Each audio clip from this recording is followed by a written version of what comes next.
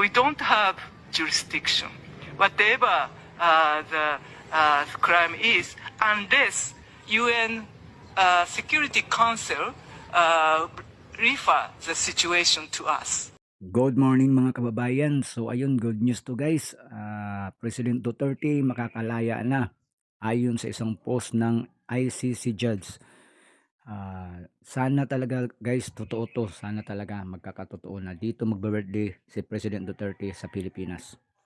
So ayun na nga, at saka si Sara Duterte nagsalita na rin na hindi na daw aabuti ng September. So ayun, at saka si Maharlika nagsabi na makakalaya na si Tatay Digong. So ayun guys, bago tayo magsimula, please like, comment, and subscribe. Pakipindot na rin sa ating notification bell para lagi tayong updated sa ating mga videos.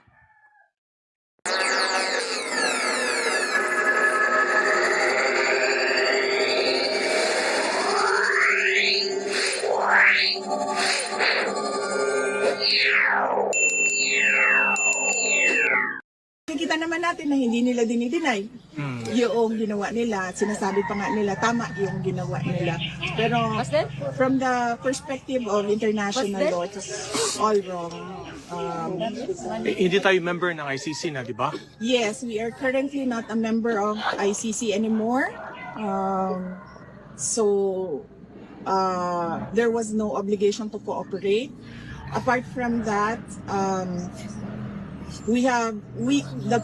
the Philippine government questioned jurisdiction during the appeals, and although it was not taken up, it was not decided, the jurisdiction, but there was a dissenting opinion there by two judges that said that yes, there is no jurisdiction at this point in the investigations of the prosecutor. So VP, are we waiting until September, or there's a remedy that we're going to do? We're currently working on things for him. That's good. That's good. Because this is gonna happen like from here on until September. Everyone's gonna be here, so they don't want that. The neighborhood here don't want that. Okay. Not everyone will be here because it's a private, like. I guess what is happening right now will make the ICC understand that Correct. It's really good. what they're doing is an injustice. Just send them home. Citizens. Just send them home. That's it. That's what we want. Send them home.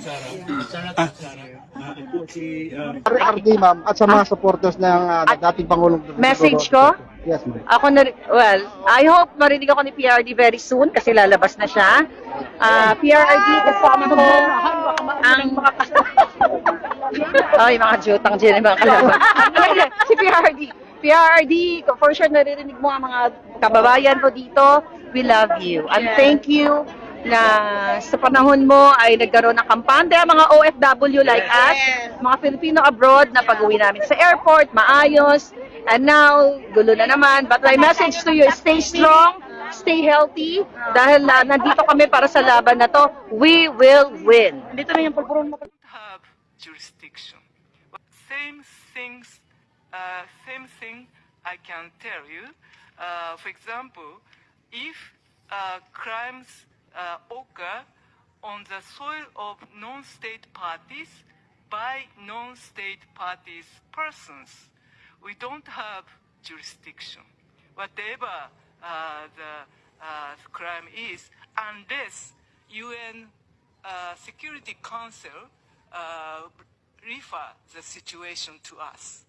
So we have the limitation under the Rome Statute.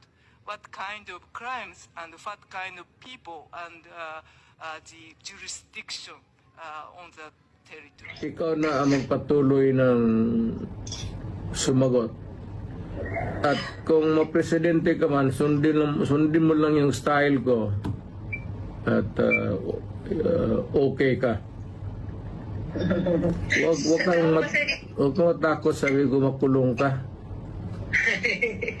So did you say sundin ang style mo? Unang-una, how are you po? Talagang ang daming gusto magtanong, kumusta po? Sa awa ng Diyos, okay ako.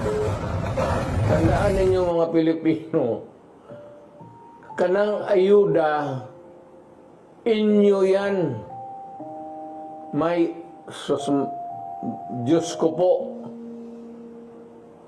walang tao dito sa Pilipinas o milyonaryo man o bilyonaryo na magbigay ng pera baski 1 peso sa inyo. Walang tao magagawa ng laro na yung mga mayaman.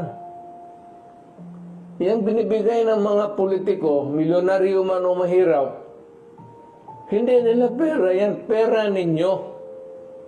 Kaya kung may problema ang bayan, tapos ang isyo na sa harap ninyo,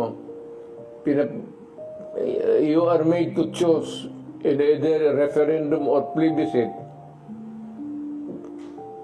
maawa naman kayo sa anak ninyo, future generation. Isipin ninyo yung problema. Yung ibigay ninyo ng pera, kunin ninyo, kay pera ninyo yan. Hindi gago itong nag-imprinta yan sila ng pera, ipamigay. No, it's your money. Ninanakaw nila yan, yung iba. Yung iba naman, kagaya ng kongreso ngayon, parang naubos talaga ang pera ng Pilipinas. Parang tubig gastos nila. Tangina ko mabalik ako, arestuhin ko kayo lahat. Nakapag-harvest na tayo dito. At sa amin, nakapag-harvest na kami. So ayun na nga mga kababayan, narinig nyo yung magandang balita. Sana talaga mga kababayan magkatotoo yung sinasabi nila na uuwi si PRRD at dito magbe-birthday sa Pilipinas. So sana talaga makakalaya na. In God's grace at saka ingat po tayo mga kababayan saan man tayong sulok ng mundo naroroon. God bless and God will protect us always.